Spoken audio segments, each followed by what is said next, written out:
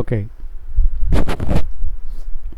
ఒక ప్రోగ్రామ్ చూద్దాం, data input చేయటం ఎలాగనే దాని మీద. So program for calculation report.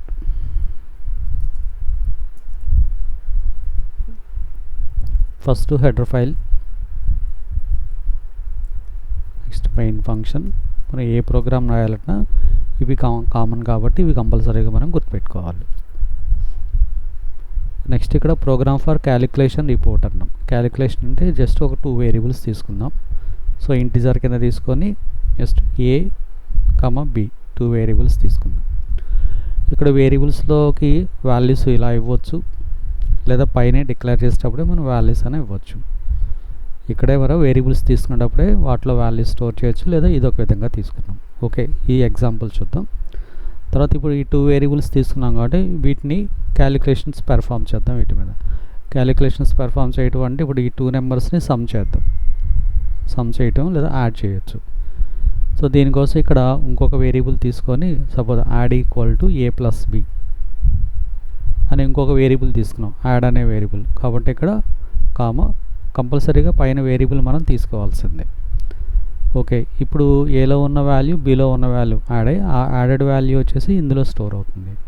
So ఇప్పుడు యాడ్ అనే వేరియబుల్లోకి రిజల్ట్ వస్తుంది కాబట్టి ఆ రిజల్ట్ మనం చూడాలంటే ప్రింట్ఎఫ్ ఫంక్షన్ ద్వారా ఇక్కడ అడిషన్ అని ఒక హెడ్డింగ్ పెట్టుకొని %d, యాడ్ ఇలా రాసాం. ఇది జస్ట్ సింపుల్ ప్రోగ్రామ్. అంటే 2 వేరియబుల్స్ తీసుకున్నాం, ఆ వేరియబుల్స్లోకి వాల్యూస్ ఇచ్చాము, ఆ తర్వాత ఆ 2 నెంబర్స్ని ఇక్కడ యాడ్ చేసి ఒక వేరియబుల్ యాడ్ అనే వేరియబుల్లో పెట్టుకున్నాం. ఆ వేరియబుల్లోకి వచ్చిన దాన్ని ఇక్కడ స్క్రీన్ మీద ప్రింట్ చేసాం. దెన్ దీన్ని రన్ చేద్దాం first. So compile and run. ఇక్కడ రన్ చేసేటానికి ముందు ఏంటంటే ప్రోగ్రామ్ని సేవ్ చేయమని చెప్పేసి అడుగుతుంది. ఓకే, ప్రోగ్రామ్ని సేవ్ చేయండి, .c సేవ్ చేసుకొని ఆ తర్వాత రన్ చేస్తే స్క్రీన్ మీద చూడండి మనకు అవుట్పుట్ అడిషన్ 30 అని చెప్పేసి రిజల్ట్ చూపిస్తుంది. అంటే ఏలో ఉన్న వాల్యూ బిలో ఉన్న వాల్యూస్ని యాడ్ చేసి ఆ యాడెడ్ వాల్యూ అనేది ఇక్కడ వస్తుంది. ఇప్పుడు ఈ ప్రోగ్రామ్ని మనం ఎన్నిసార్లు రన్ చేసినా కూడా వచ్చే రిజల్ట్ అయితే కామన్ 30 అనే వస్తుంది. ఎందుకని వీటిలో ఉన్న వాల్యూస్ ఇవి కాబట్టి. మనకి వేరే నెంబర్స్ యాడ్ చేసుకోవాలనుకుంటే ఇక్కడికి వచ్చి ఈ వాల్యూస్ మనం చేంజెస్ చేయొచ్చు. ఇప్పుడు వాల్యూస్ చేంజెస్ చేసి మళ్ళీ రన్ చేసామంటే ఆ చేంజెస్ చేసిన వాల్యూస్ ఏవవుతున్నాయో ఆ రిజల్ట్ అనేది ఇక్కడ మనకి చూపిస్తుంది 220. అంటే ఇక్కడ ఇలా మనం చేంజెస్ చేసాం కాబట్టి.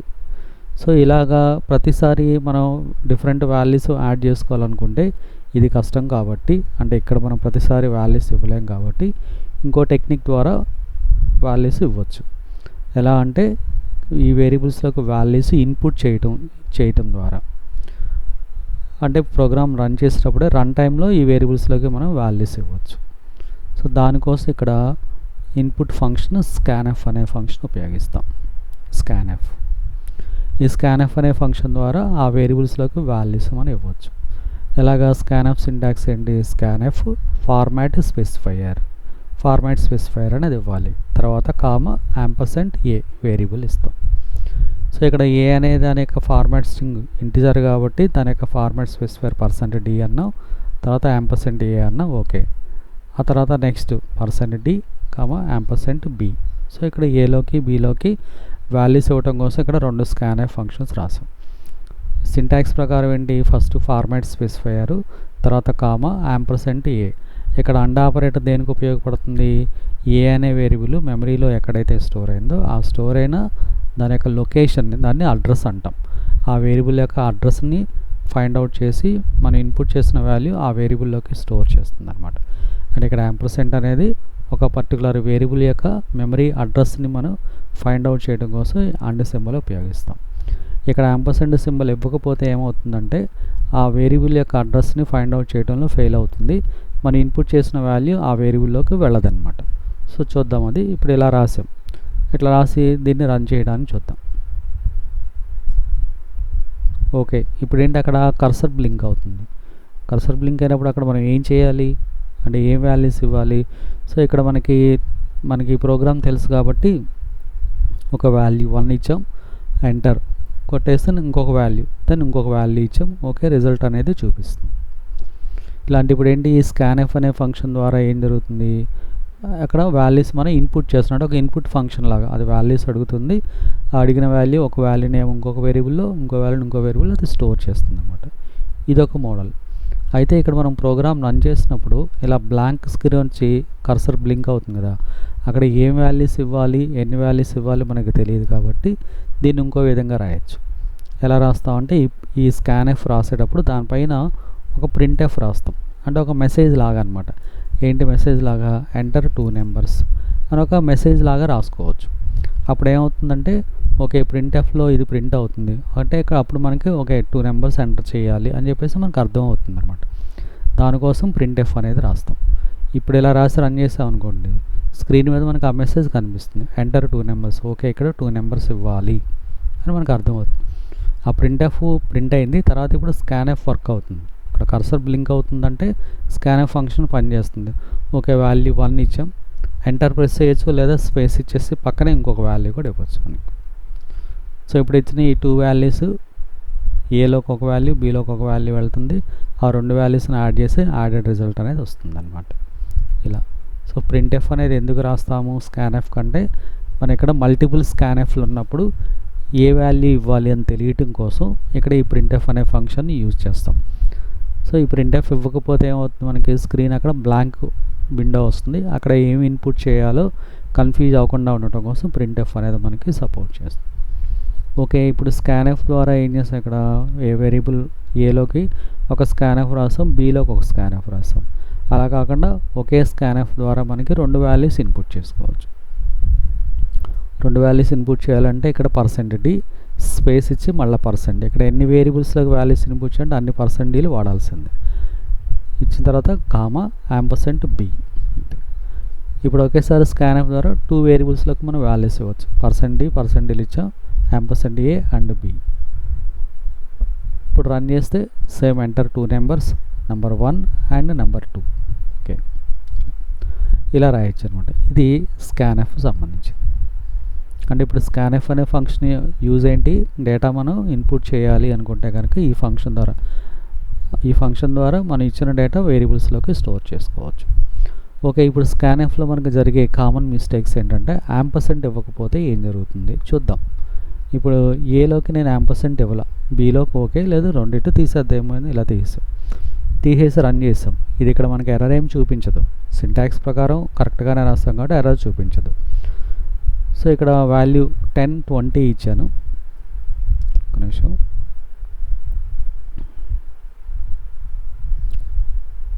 వాల్యూ 1 స్పేస్ 2 వాల్యూస్ ఇచ్చాం. ఇస్తే మనకి అవుట్పుట్ చూడండి, ఇక్కడ ఏం అవుట్పుట్ రాలేదు.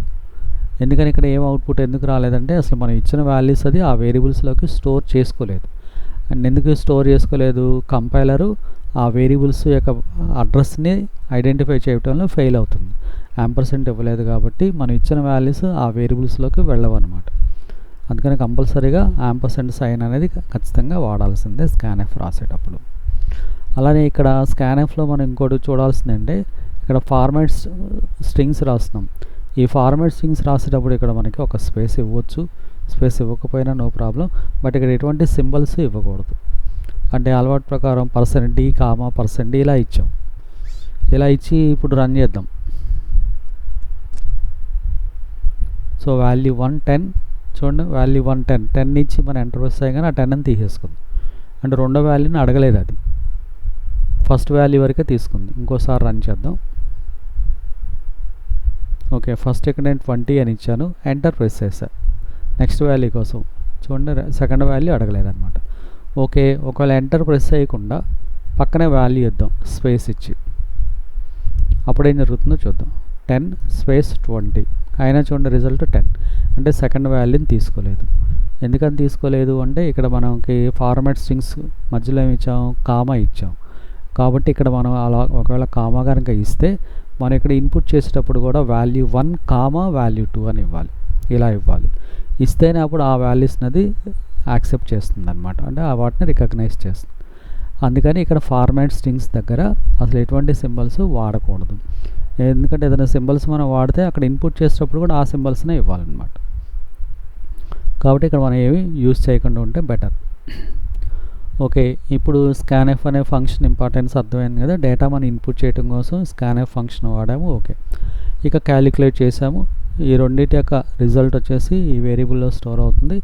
ఆ వేరియబుల్లోకి వచ్చిన వాల్యూని ప్రింట్ చేసాం. ఓకే, ఇప్పుడు ఎడిషన్ చేసాం. ఒకవేళ మరి సబ్ట్రాక్షన్ చేయాలంటే ఏం చేయాలి? ఇక్కడ మళ్ళీ ఇంకొక వేరియబుల్ తీసుకోవాలి. ఇంకో వేరియబుల్ ఇక్కడ ఇంకొక వేరియబుల్ ఏదో ఒకటి సబ్ అనే ఇంకో వేరియబుల్ తీసుకున్నాం. తీసుకొని ఇక్కడ sub equal to a minus b అన్న సబ్ట్రాక్షన్ కోసం. ఓకే, ఇప్పుడు సబ్ట్రాక్షన్ చేసాం. ఆ రిజల్ట్ అనేది ఇందులోకి వచ్చేసింది, ఈ వేరియబుల్లోకి వచ్చింది. అంటే ఏలో ఉన్న వాల్యూ బీలో ఉన్న వాల్యూని సబ్ట్రాక్ట్ చేయగా వచ్చిన రిజల్ట్ అనేది ఇందులోకి వస్తుంది. ఆ రిజల్ట్ని మనం స్క్రీన్ మీద చూడాలి కాబట్టి ఇక్కడ ప్రింట్ చేయాలి. ఇక్కడ మనం క్యాలిక్యులేషన్ ఒకటే చేసి వదిలేస్తే రిజల్ట్ కనిపించదు మనకి. సపోజ్ ఇక్కడ సబ్ట్రాక్షన్ కూడా చేసాము, చేసి మనం ప్రోగ్రామ్ రన్ చేసాము. రన్ చేస్తే ఇప్పుడు వాల్యూ 1 ఇచ్చాము, ఓకే, వాల్యూ 2 ఇచ్చాము. ఓకే, ఇక్కడ ఏం ప్రింట్ అయింది? అడిషన్ ఒకటే ప్రింట్ అయింది. మరి సబ్ట్రాక్షన్ కూడా మనం చేసాం కదా, సబ్ట్రాక్షన్ చేసాం కానీ ఆ రిజల్ట్ని ప్రింట్ చేయలేదు. అంటే ఇక్కడ ప్రతిదీ మనం ఇక్కడ డీటెయిల్గా ఎలా అయితే మనకు అవుట్పుట్ కావాలో అవన్నీ మనం రాసుకోవాలి. అంతేగాని మనం ఇక్కడ క్యాలిక్యులేషన్ చేసి వదిలేస్తే ఆ రిజల్ట్ అనేది ప్రింట్ అవ్వదు అనమాట. కాబట్టి ఇక్కడ కంపల్సరీగా దాన్ని కూడా మనం ఇక్కడ ప్రింట్ చేసుకోవాలి. సబ్ట్రాక్షన్ అనే హెడ్డింగ్ %d, ఆ రిజల్ట్ ఎందులో ఉంది? సబ్ అనే వేరియబుల్లో ఉంది. సో ఇలా రాయాలన్నమాట. అంటే ప్రతిదీ ఇక్కడ ఏంటంటే కంప్యూటర్ అనేది ఇట్ ఈస్ ఎ మెషిన్ కాబట్టి దానికి ఏ విధంగా మనం రిజల్ట్ కావాలి, మన ఇన్పుట్స్ ఎలా ఉండాలి, ఎలా క్యాలిక్యులేట్ చేయాలంటే ప్రతిదీ మనం అక్కడ ఇన్ డీటెయిల్డ్గా ఇవ్వాలి. అలా మనం ఎలా అయితే కోడ్ రాస్తామో దానికి తగ్గట్టుగానే అది రెస్పాండ్ అయ్యి రిప్లై ఇస్తుంది. అంతేగాని అది ఓన్గా థింక్ చేసి రిజల్ట్ ఇవ్వడం అనేది ఉండదన్నమాట అది. Okay, number 1 and number 2. ఇప్పుడు అడిషన్ జరిగింది, ఆటోమేటిక్గా సబ్ట్రాక్షన్ అనేది జరుగుతుంది. ఇది సింపుల్ ప్రోగ్రామ్. అయితే ఇప్పుడు దీన్ని ఇంకొంచెం మనం చేంజెస్ చేయొచ్చు. ఈ ప్రోగ్రామ్ ఏంటి చేంజెస్ చేయటం అంటే, ఇప్పుడు సపోజ్ ఇక్కడ ఎడిషన్ చేస్తాము, సబ్ట్రాక్షన్ చేస్తాము. ఓకే, మల్టిప్లికేషన్ చేయాలి. మల్టిప్లికేషన్ చేయాలంటే మళ్ళీ ఇక్కడికి వచ్చి ఇంకొక వేరియబుల్ తీసుకోవాలి, సపోజ్ MUL అని. అయితే ఇక్కడ మనం ప్రోగ్రామింగ్లో గుర్తుపెట్టుకోవాల్సింది ఏంటంటే, మనం ప్రోగ్రామింగ్ రాసేటప్పుడు సాధ్యమైనంత వరకు వేరియబుల్స్ని తక్కువ వేరియబుల్స్ తీసుకొని ప్రోగ్రామ్ రాయటం అనేది ప్రాక్టీస్ చేయాలి. అంటే వేరియబుల్స్ ఎంత తక్కువ ఉంటే ప్రోగ్రామ్ మనకు అంత స్పీడ్గా పనిచేస్తుంది. ఎందుకని ఇప్పుడు మనం డిక్లేర్ చేస్తున్న ప్రతి వేరియబుల్ మెమరీలోకి వెళ్ళి స్టోర్ అవుతుంది. అంటే మెమరీ స్పేస్ని అవి ఆక్యుపై చేస్తూ ఉంటాయి. మెమరీ స్పేస్ తగ్గుతున్నప్పుడు ఏమవుతుందంటే దాని ఇంపాక్ట్ ప్రోగ్రామ్ మీద పడుతుంది. ఆటోమేటిక్గా ప్రోగ్రామ్ అనేది స్లో అయిపోతుంది అన్నమాట. అందుకోసం ప్రోగ్రామింగ్ మనం నేర్చుకునేటప్పుడు సాధ్యమైనంత వరకు వేరియబుల్స్ని తక్కువ వేరియబుల్స్ తీసుకొని, అంటే అదే ఎఫిషియెంట్గా ఉండాలి ప్రోగ్రాము, అదే రిజల్ట్ రావాలి, బట్ తక్కువ వేరియబుల్స్తో ప్రోగ్రామింగ్ రాయగలిగేలాగా ప్రాక్టీస్ చేయాలన్నమాట. ఓకే, ఇప్పుడు మల్టిప్లికేషన్ చేద్దాం. ఏది వేరియబుల్ ఉపయోగించకుండా ఎలా చేయొచ్చు? ఇక్కడ డైరెక్ట్గా printfలోనే మల్టిప్లికేషన్ అని ఇక్కడ హెడ్డింగ్ పెట్టేసి %d రాసి ఇక్కడ ఒక బ్రాకెట్లో ఆ ఎక్స్ప్రెషన్ రాస్తాం a/b, అంతే సింపుల్గా. అంటే printfలోనే రాసేసాం. ఇప్పుడు ఈ రెండు ఏబి, ఇది యాస్టిక్ అనేది అర్థమెటిక్ ఆపరేటర్, అంటే మల్టిప్లికేషన్ ఆపరేటర్ అనమాట. ఇప్పుడు ఏబి వాల్యూస్ మల్టిప్లై, ఆ మల్టిప్లైడ్ వాల్యూని ఆటోమేటిక్గా అది printfలో ఉంది కాబట్టి ప్రింట్ చేసేస్తుంది స్క్రీన్ మీద. సో ఇలా రాయొచ్చు. ఇప్పుడు దీనివల్ల ఏమవుతుంది, మనకి వేరియబుల్ సేవ్ అవుతుంది, ఇంకో వేరియబుల్ అవసరం లేకుండా అక్కడే రిజల్ట్ వచ్చేస్తుంది. ఇప్పుడు ఫస్ట్ నెంబర్ 15, సెకండ్ నెంబర్ 5 అన్న చూడండి, మల్టిప్లికేషన్ ఆటోమేటిక్గా వచ్చేస్తుంది. ఇలా రాయొచ్చు. అంటే ఒక మెథడ్ ఏంటంటే ఇలా మనం వేరియబుల్స్ డిక్లేర్ చేసి క్యాలిక్యులేషన్ చేసి రాయటం ఒక మెథడు. ఇంకొకటి ఏంటంటే ప్రోగ్రామింగ్ ఇంకొంచెం మనం సింప్లిఫై చేసి రాయటం, అంటే వేరియబుల్స్ తగ్గించుకొని ఎక్కువ వేరియబుల్స్ వాడకుండా. అలానే డివిజన్ చేద్దాం. %d ఇక్కడ బ్రాకెట్లో, ఇలా బ్రాకెట్లో a/b, బై అనేది మనకి డివిజన్ ఆపరేటర్. ఇవన్నీ అర్థమెటిక్ ఆపరేటర్స్ కింద వస్తాయి. సో ఇది డివిజన్ ఆపరేటర్. ఓకే, ఇప్పుడు డివిజన్ కూడా చేసాం. దాని రిజల్ట్ చూద్దాం.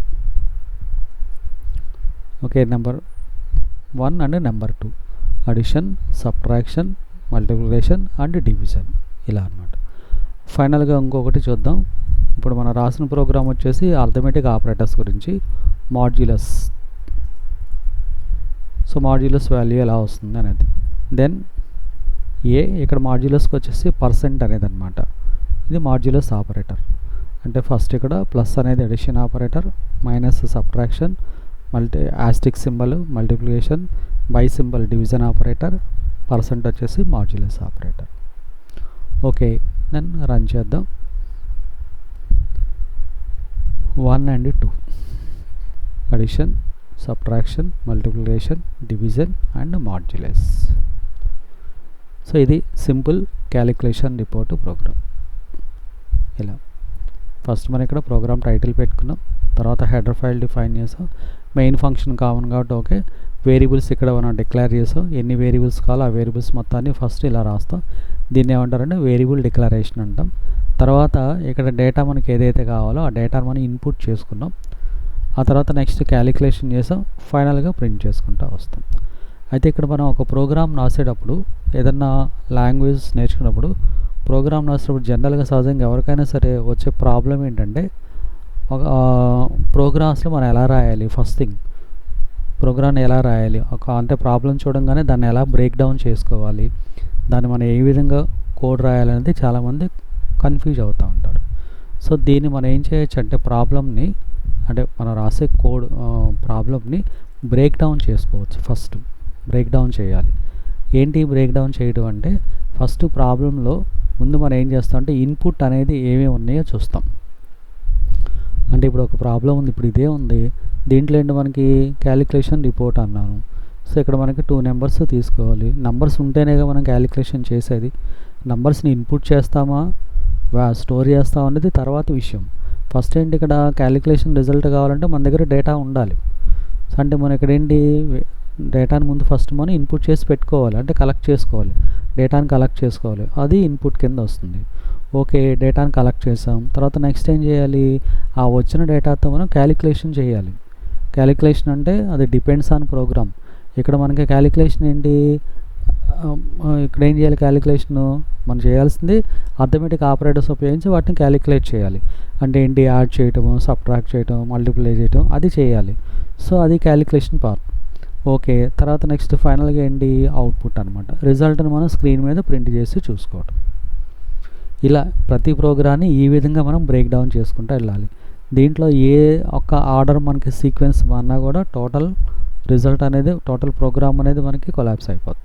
కాబట్టి మీరు ఎంత పెద్ద ప్రాబ్లం అయినా సరే, ఏ ప్రోగ్రామ్ అయినా సరే, ఫస్ట్ మనం చూడగానే ముందు కన్ఫ్యూజ్ అవ్వకుండా ఇన్పుట్ పార్ట్ డేటాగా మనం కలెక్ట్ చేయాలి. సో ఇన్పుట్ పార్ట్ ఏదైతే ఉందో ముందు దాన్ని కలెక్ట్ చేసుకోవాలి. డేటా ఇన్పుట్ చేసిన తర్వాత నెక్స్ట్ ఏం క్యాలిక్యులేట్ చేయాలి, ఆ క్యాలిక్యులేషన్స్ అక్కడ మనం రాయాలి. ఫైనల్గా ఆ క్యాలిక్యులేట్ చేయగా వచ్చిన రిజల్ట్ని స్క్రీన్ మీద ప్రింట్ చేయాలి. జనరల్గా మనకి కొంచెం కాంప్లెక్సిటీ టాస్క్ ఏదంటే క్యాలిక్యులేషన్ పార్టే. ఇంకా ఇన్పుట్ చేయడం, అవుట్పుట్ చేయడం అనేది మామూలే, అది ఈజీగానే ఉంటుంది. ఒక క్యాలిక్యులేషన్ అనేది కొంచెం అక్కడ లాజిక్ మీద డిపెండ్ అయి ఉంటుంది. కాబట్టి మనం థింక్ చేయాల్సింది ఈ లాజిక్ని ఎలా బిల్డ్ చేయాలి అనేది థింక్ చేయాలి. అంతేగాని డేటాను ఎలా ఇన్పుట్ చేయాలి, డేటాను ఎలా ప్రింట్ చేయాలి, ఇది అసలు కాదు. సో చాలా వరకు ఏం చేస్తారంటే, ఒక ప్రోగ్రామ్ మనం ఒక 100 ప్రోగ్రాంలు ప్రాక్టీస్ చేసినా కూడా 101 ప్రోగ్రామ్కి వెళ్ళేసరికి అక్కడ ఆగిపోతాం. ఎందుకు ఆగిపోతామంటే మనం ప్రోగ్రామ్ని ఈ విధంగా థింక్ చేయం కాబట్టి. అందుకోసం ఏంటంటే ఫస్ట్ మనం ప్రాబ్లం చూడగానే కన్ఫ్యూజ్ అవ్వకుండా, ఓకే అంటే మనకి అక్కడ కేసెస్ చూసుకోవాలి. ఆ కేసెస్లో ఇన్పుట్, ఓకే ఇది ఈ డేటా ఇన్పుట్ చేయాలి, ఓకే దాన్ని ఇన్పుట్ చేస్తాం. నెక్స్ట్ ఏంటి, క్యాలిక్యులేట్ చేయాలి. ఏం క్యాలిక్యులేట్ చేయాలి, ఆ క్రైటీరియాస్ చూసుకొని ఆ క్రైటీరియాస్ ప్రకారం క్యాలిక్యులేషన్స్ చేస్తాం. వన్స్ క్యాలిక్యులేషన్ అయిపోయిందంటే అవుట్పుట్ అనేది ఆటోమేటిక్గా మనం జనరేట్ చేయవచ్చు. కాబట్టి ప్రతి ప్రోగ్రామ్ని, ఏ ప్రోగ్రామింగ్ అయినా సరే మనం నేర్చుకునేటప్పుడు ఈ 3 ఏరియాస్ మీద ఫోకస్ అనేది పెట్టాలి. తర్వాత ఇంకొకటి చాలామందికి వచ్చే ఇంకొక ప్రాబ్లం ఏంటంటే, వేరియబుల్స్ ఎలా డిక్లేర్ చేయాలి, అసలు ఎన్ని వేరియబుల్స్ తీసుకోవాలి, ఎలా డిక్లేర్ చేయాలి, ఏ డేటా టైప్స్ వేరియబుల్స్ డిక్లేర్ చేయాలి, ఇలాంటి కన్ఫ్యూజన్స్ ఉంటాయి. సో వేరియబుల్ డిక్లరేషన్ అనేది అసలు పెద్ద టాస్క్ కాదు. ఫస్ట్ థింగ్, ఎందుకు టాస్క్ కాదు అంటే, మరి ఇక్కడ మనం గెస్ చేస్తాం, ఓకే ఈ ప్రోగ్రామ్కి ఎన్ని వేరియబుల్స్ అవసరం, ఒక 2 వేరియబుల్స్ లేదా ఒక 10 వేరియబుల్స్. ఫస్ట్ ప్రోగ్రామింగ్ నేర్చుకున్నప్పుడు మనకి ఎన్ని వేరియబుల్స్ అవసరం అవుతాయి అని మనం అనుకుంటామో, జస్ట్ మనం ఇమాజిన్ చేస్తామో అన్ని వేరియబుల్స్ డిక్లేర్ చేసుకుంటూ వెళ్ళిపోవటమే. తర్వాత ప్రోగ్రామింగ్ అంతా రాసిన తర్వాత వాటిని ఒకసారి మనం క్రాస్ చెక్ చేసుకొని ఎక్సెస్ వేరియబుల్స్ ఏమవుతున్నాయో ఆ వేరియబుల్స్ని మనం రిమూవ్ చేసుకుంటూ ఉంటే సరిపోతుంది. లేదు వేరియబుల్స్ మనకి ఐడియా రాలేదు, జస్ట్ మీరు ఎన్నైతే అనుకుంటున్నాం ఒక 2 వేరియబుల్స్ అనుకున్నాం, జస్ట్ ఆ 2 వేరియబుల్సే డిక్లేర్ చేస్తాం. తర్వాత ప్రోగ్రామింగ్ రాసేటప్పుడు మనకి వేరియబుల్స్ ఎక్సెస్ అయినాయి, ఎక్కువ వేరియబుల్స్ అవసరమైనవి. సో ఆ వేరియబుల్స్ మొత్తాన్ని మనం ప్రోగ్రాంలో రాసేసి ఫైనల్గా ఇక్కడికి వచ్చిన తర్వాత ఆ వేరియబుల్స్ని యాడ్ చేసుకుంటూ వెళ్ళిపోవచ్చు. చాలా వరకు ఏం చేస్తారంటే వేరియబుల్ డిక్లరేషన్ దగ్గర స్టక్ అయిపోతాం. అంటే ఎన్ని తీసుకోవాలి, ఎలా తీసుకోవాలి, అసలు ఈ కన్ఫ్యూజన్ ఉంటుంది. సో దీన్ని మనం సింపుల్గా క్రాక్ చేయొచ్చు. ఏంటంటే మనం ఇమాజిన్ చేసుకొని కొన్ని వేరియబుల్స్ తీసుకొని ప్రోగ్రామ్ రాసేస్తాం. సో రాసిన తర్వాత ఒకసారి మనం క్రాస్ చెక్ చేసుకుంటే ఈ వేరియబుల్స్ మనకి అవసరమా, ఓకే అప్పుడు ఉంచుతాం, లేదా దాన్ని రిమూవ్ చేయడం. అలాగ మనం ప్రోగ్రామ్ అనేది డెవలప్ చేసుకుంటూ వెళ్ళాలి. సో వీటిని కనుక ఓవర్కమ్ చేస్తే కోడింగ్ నేర్చుకోవడం అనేది చాలా ఈజీగా ఉంటుంది. ఎందుకంటే ఇది ఫౌండేషన్. సి అనేది మనకి ఫర్దర్ లాంగ్వేజెస్కి జావా కావచ్చు, పైథాన్ కావచ్చు, ఇది ఫౌండేషన్ లాంగ్వేజ్. కాబట్టి ఇక్కడ కోడింగ్ అనేది కనుక మనం రాయగలిగితే, లాజిక్ అనేది పట్టుకోగలిగితే మిగతా లాంగ్వేజ్ ఈజీగా మనం వాటితో ప్రోగ్రామింగ్ రాయడం చాలా ఈజీ. ఎందుకంటే బేస్ అంతా ఒకటే లాజిక్. ఇప్పుడు జావాలో ఈ ప్రోగ్రామ్ రాసినా కూడా సేమ్ వేరియబుల్ డిక్లేర్ చేసుకుంటాము, ఇన్పుట్ చేస్తాము, క్యాలిక్యులేట్ చేస్తాం, ప్రింట్ చేస్తాం, అంత కామన్ కాన్సెప్ట్. ఒక స్టేట్మెంట్స్ ఒకటి మారుతాయి కానీ అదే లాజిక్ అనమాట. కాబట్టి మనం పట్టుకోవాల్సింది ఏంటంటే లాజిక్ని పట్టుకోవాలి. ఆ లాజిక్ని కనుక ఫైండ్ అవుట్ చేస్తే ప్రోగ్రామింగ్ నేర్చుకోవడం ఈజీ అవుతుంది. ఒక లాంగ్వేజ్లో ప్రోగ్రామింగ్ కనుక మనకి బాగా ఫ్రీ హ్యాండ్ ఉంటే మిగతా లాంగ్వేజ్ ఆటోమేటిక్గా గ్రిప్ అనేది తెచ్చుకోవచ్చు అనమాట. అట్లా ఓకే, ఇది ఒక శాంపిల్ ప్రోగ్రామ్. అయితే ఇక్కడ మనం డేటా ఇన్పుట్ చేసినప్పుడు ఏంటి, ఓన్లీ ఇంటిజర్ డేటా తీసుకున్నాం. ఇంటిజర్ కాకుండా మల్టిపుల్ టైప్స్ ఆఫ్ డేటాని ఎలా ఇన్పుట్ చేయాలి అనేది కూడా ఒక ఎగ్జాంపుల్గా చూద్దాం. సో దానికోసం ఇంకొక ప్రోగ్రామ్ తీసుకుందాం, ఇంకొక ఫైల్. సో సోర్స్ ఫైల్ అన్న ఒక న్యూ ఫైల్ తీసుకుందాం. ఇక్కడ న్యూ ఫైల్లో దీనికోసం మనం ఏం రాద్దాం అంటే ఇన్పుట్ స్టూడెంట్ రోల్ నెంబర్,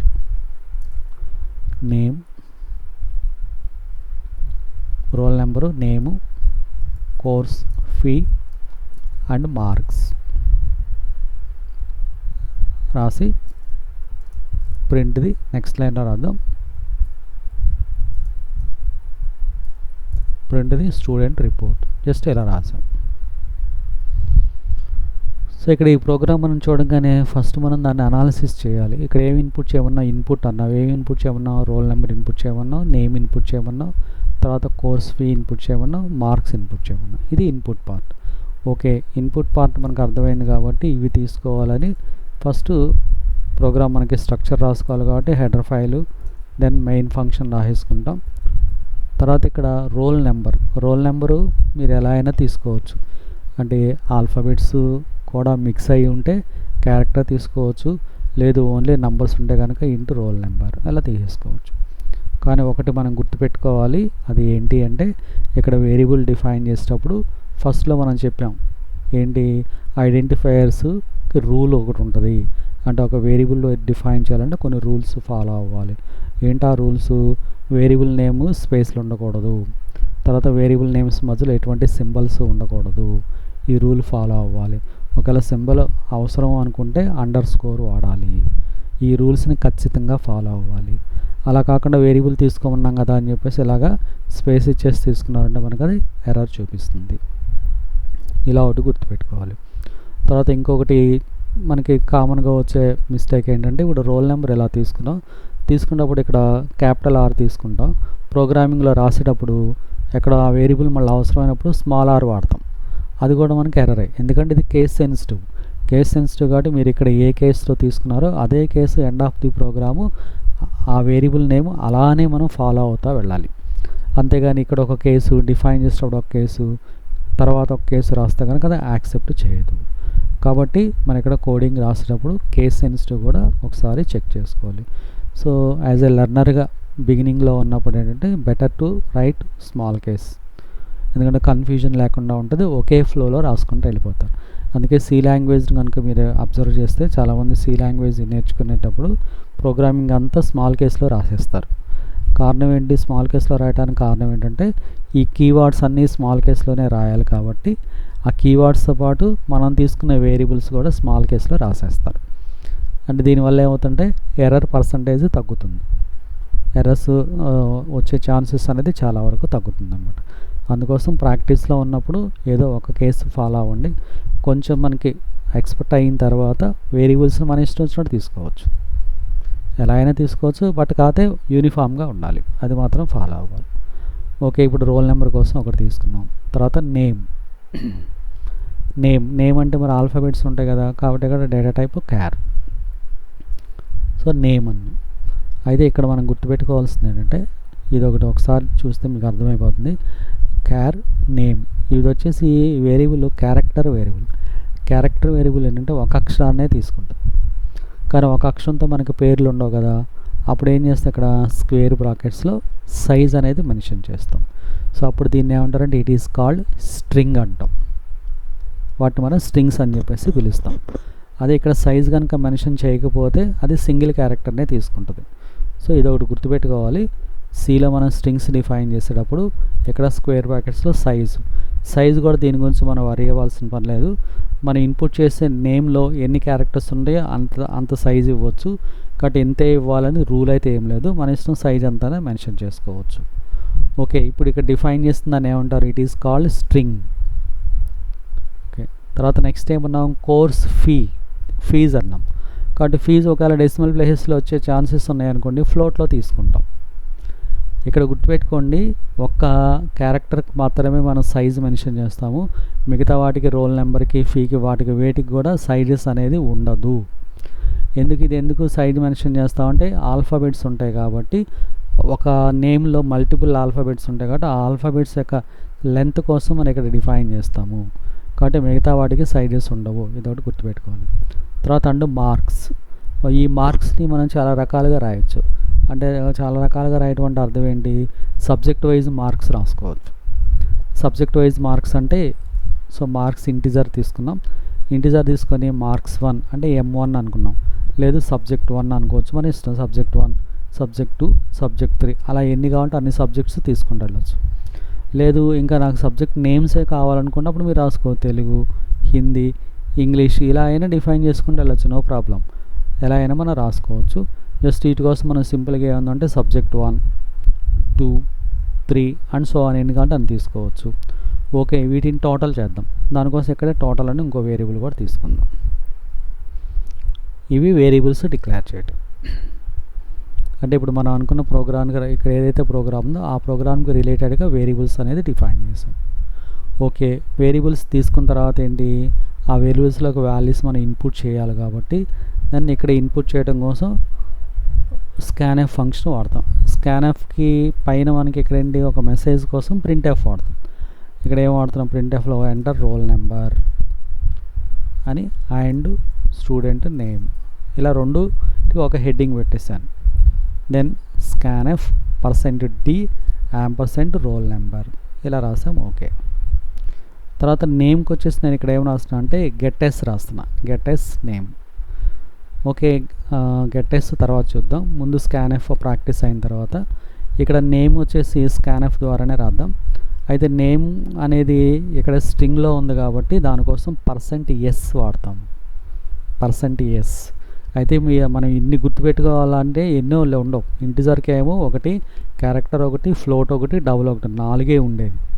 ఇంటిజర్కి ఏమో %d, ఇక్కడ స్ట్రింగ్కి వచ్చేసి %s. అదే ఒక క్యారెక్టర్ అయితేనేమో %c. ఇప్పుడు మనకి స్ట్రింగ్ కాబట్టి %s తీసుకుంటాము. Then name. ఇక్కడ దీనికి నేమ్ ముందు యాంపర్సెంట్ పెట్టాలా అంటే పెట్టకపోయినా ఏం కాదు, పెట్టచ్చు.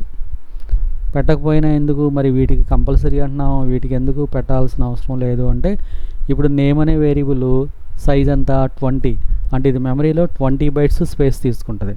సో ఎక్కువ స్పేస్ తీసుకుంటుంది కాబట్టి కంపైలర్ దాన్ని ఈజీగా ఐడెంటిఫై చేస్తుంది. కాబట్టి యాంపర్సెంట్ ఇవ్వాల్సిన అవసరం లేదు. సో కన్ఫ్యూజన్ లేకుండా యాంపర్సెంట్ కూడా ఇచ్చేసిన నో ప్రాబ్లం. తర్వాత next enter course fee. Enter అని రాసుకోవచ్చు లేదా ఇన్పుట్ కోర్స్ ఫీ, మన ఇష్టం. అక్కడ మనకు మీనింగ్ఫుల్గా ఉండేలాగా రాసుకుంటాం అంతే. Fee %f %fee. ఓకే, తర్వాత నెక్స్ట్ మార్క్స్ ఉన్నాయి కదా. సో ఇన్పుట్ మార్క్స్ ఇన్, అక్కడ మనం ఎన్ని తీసుకున్నాము, సబ్జెక్ట్ 1, 2, 3 కాబట్టి ఇక్కడ అదే కదా 3 subjects అని ఒక హెడ్డింగ్ పెట్టేసి దెన్ స్కాన్ఎఫ్ %d ఇలా 3% ఎందుకంటే 3 సబ్జెక్ట్స్ ఉన్నాయి కాబట్టి రాసి యాంపర్సెంట్ subject1 2 and 3 ఇలా డిఫైన్ చేస్తాం. ఇది ఇన్పుట్ సంబంధించింది. ఇప్పుడు ఫస్ట్ వేరియబుల్స్ డిక్లరేషన్ అయిపోయింది, ఆ తర్వాత డేటా ఇన్పుట్ చేసుకోవటం అయిపోయింది. నెక్స్ట్ ఇక్కడ ఇన్పుట్ చేయడం అయిపోయిన తర్వాత ఏంటి, స్టూడెంట్ రిపోర్ట్ ప్రింట్ చేయమన్నాం. సో డైరెక్ట్గా మనం ఇన్పుట్ చేస్తాం కాబట్టి డైరెక్ట్గా ప్రింట్ చేసేయచ్చు. ఇక్కడ క్యాలిక్యులేషన్ ఏమి లేదా అంటే క్యాలిక్యులేషన్ మనం చేయొచ్చు. ఏంటి, ఈ సబ్జెక్టులు ఉన్నాయి కదా, ఈ సబ్జెక్టులను టోటల్ చేసుకోవచ్చు. టోటల్ చేసుకోవడం కోసం ఇక్కడ ఒక వేరియబుల్ తీస్తున్నాం కదా, అదే calculation. Total equal to subject1 and also subject2 subject3 ఆ 3 సమ్ చేసాం, అయిపోయింది క్యాలిక్యులేషన్. దాన్ని ఇక ఆ రిజల్ట్ మొత్తాన్ని ప్రింట్ చేసుకోవచ్చు. ఏంటి, first roll number %d roll number, okay. తర్వాత next student name %s name కోసం తీసుకున్న వేరియబుల్ s నేమ్. ఆ తర్వాత కోర్స్ ఫీ %f. ఆ తర్వాత టోటల్ మార్క్స్, టోటల్ కనుక్కున్నాం కదా,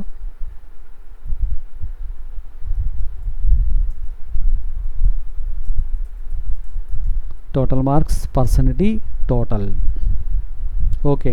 ఇంకా అయిపోయింది ప్రోగ్రామ్. ప్రింట్ కూడా చేయడం అయిపోయింది. దెన్ ఇక దీన్ని రన్ చేసి చూద్దాం.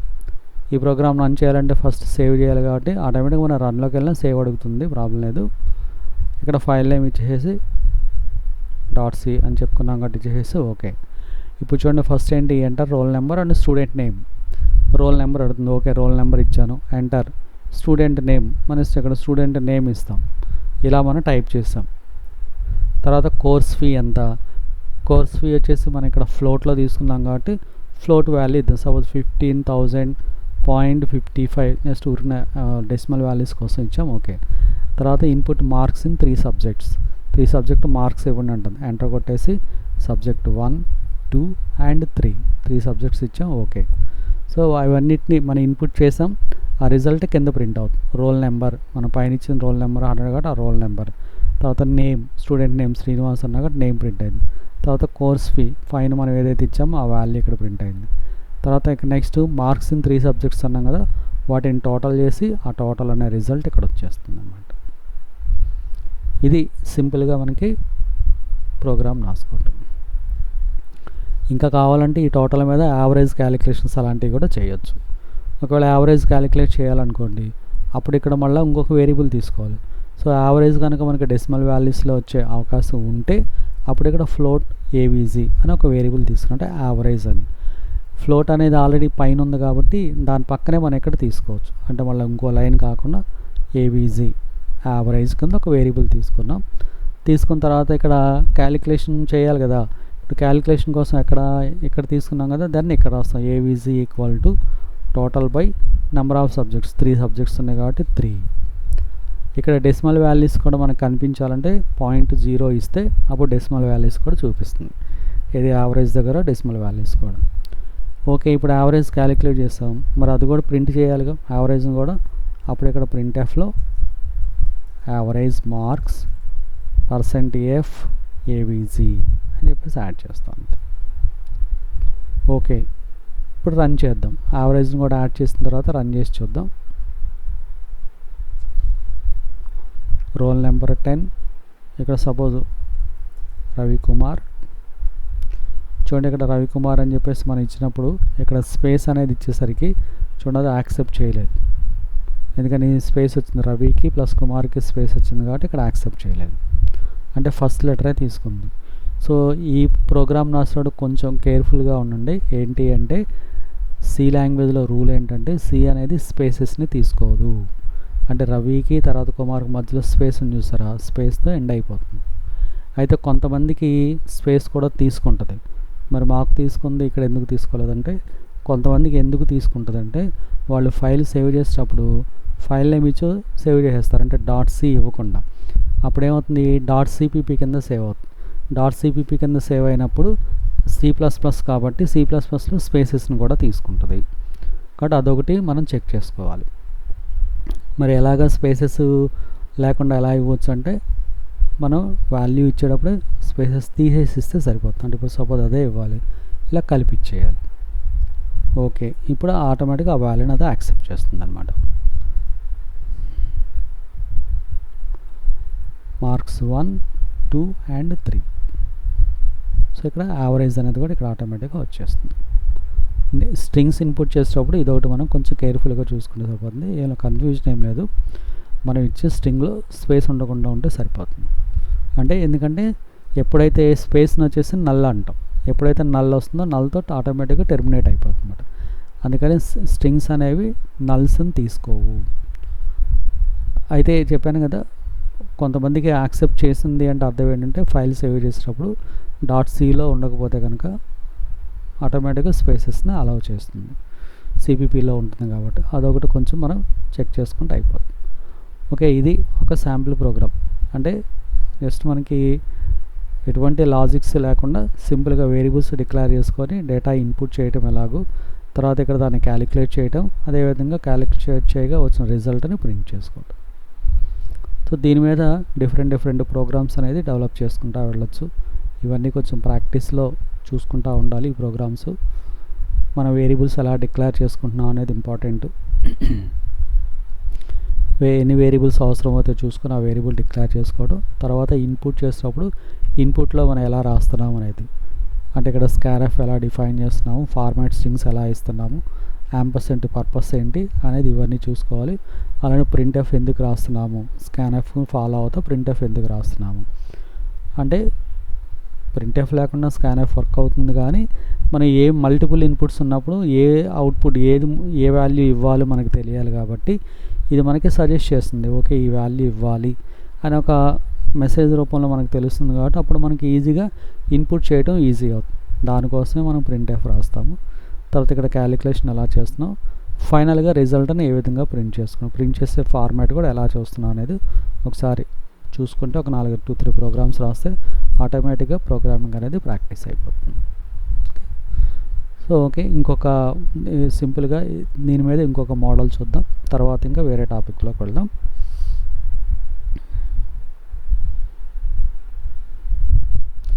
ఓకే, ఇంకొక ప్రోగ్రామ్ చూద్దాం. ప్రోగ్రామ్ టైటిల్ వచ్చేసి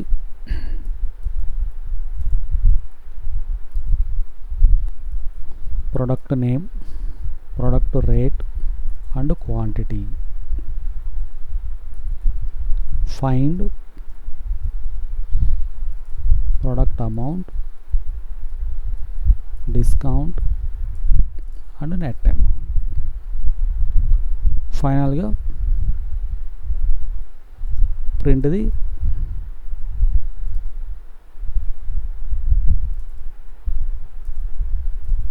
ప్రొడక్ట్ రిపోర్ట్. ఇది ప్రోగ్రామ్. అంటే ప్రొడక్ట్ నేమ్ ఇన్పుట్ చేయాలి, ప్రొడక్ట్ అంటే ఏదో ఒక ఐటమ్ నేమ్ ఇన్పుట్ చేయాలి, తర్వాత దాని రేటు, అదేవిధంగా క్వాంటిటీ అంటే ఎన్ని వస్తువులు అనేది ఇన్పుట్ చేయాలి. అంటే ఇక్కడ ఇన్పుట్లో ఏమేమి ఉన్నాయి, నేము, రేటు, క్వాంటిటీ.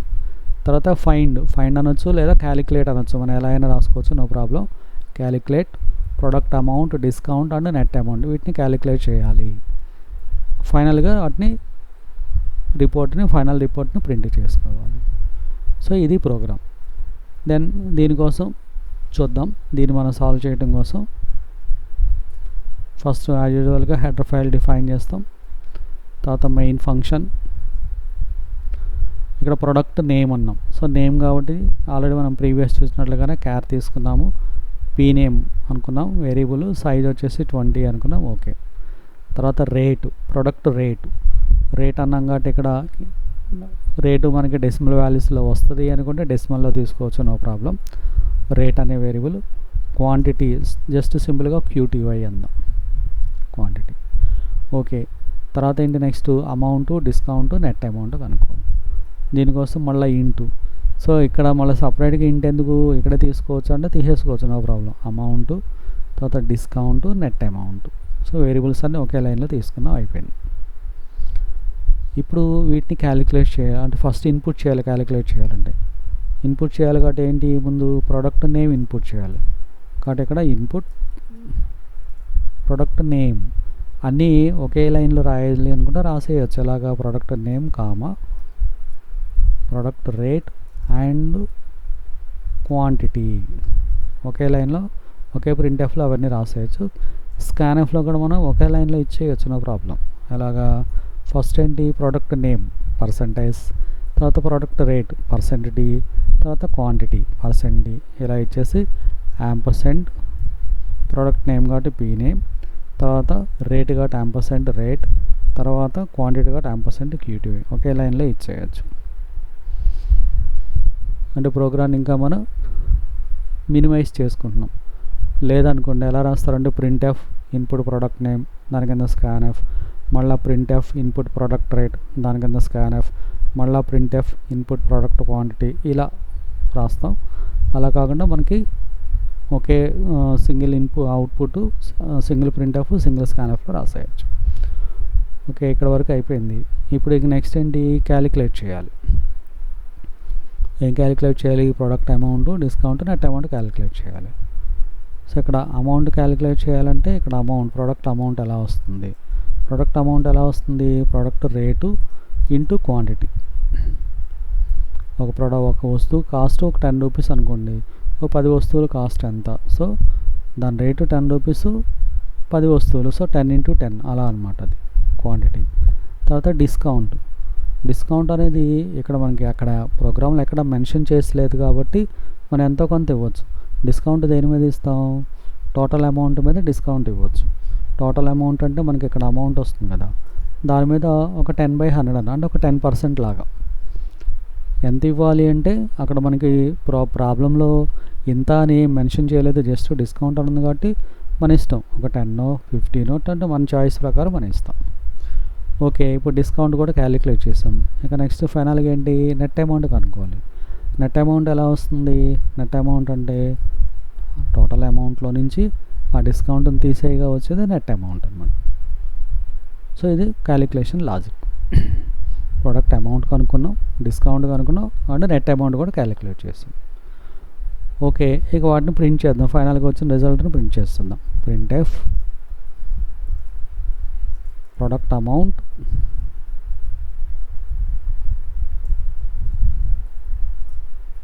తర్వాత డిస్కౌంట్ కోసం మనం తీసుకునే వేరియబుల్ డిస్కౌంట్, ఫైనల్గా నెట్ అమౌంట్.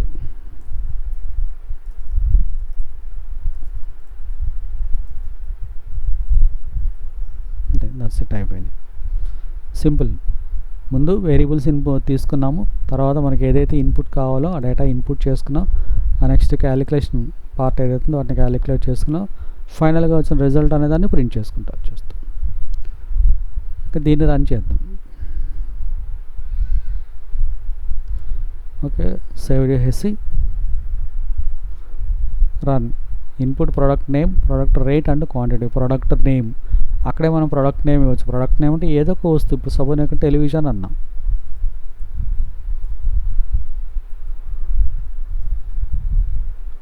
ఓకే, రేట్ ఎంత, సపోజ్ నేను ఒక 15,000 అన్నా.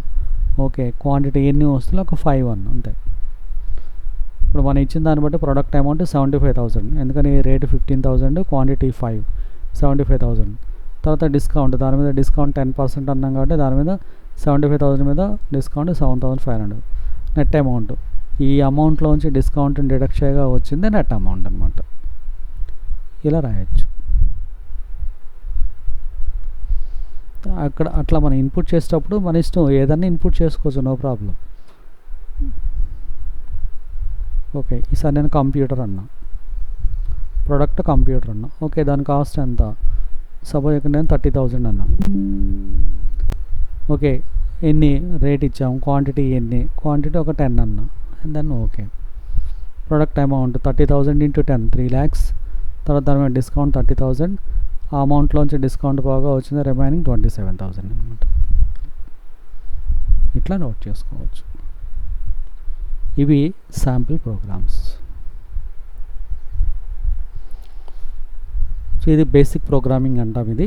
ఇంకా వీటి తర్వాత మనకి ఇంకా కొంచెం ఇన్ డీటెయిల్గా లోపలికి వెళ్ళే కొద్దికి ఇంకా కాన్సెప్ట్స్ అనేది యాడ్ అవుతూ ఉంటుంది. బట్ ఇది ఒక బేసిక్ కాన్సెప్ట్, అంటే వేరియబుల్స్ డిక్లేర్ చేసి ఇన్పుట్ చేయటము, తర్వాత ప్రింట్ చేయటం ఎలాగనేది ఇది ఒక శాంపిల్ ప్రోగ్రామింగ్. ఓకే, వీటి నెక్స్ట్ కంటిన్యూషన్ మనకి సిలో కంట్రోల్ స్టేట్మెంట్స్ అవన్నీ ఉంటాయి, వాటి గురించి కూడా 1 by 1 డిస్కస్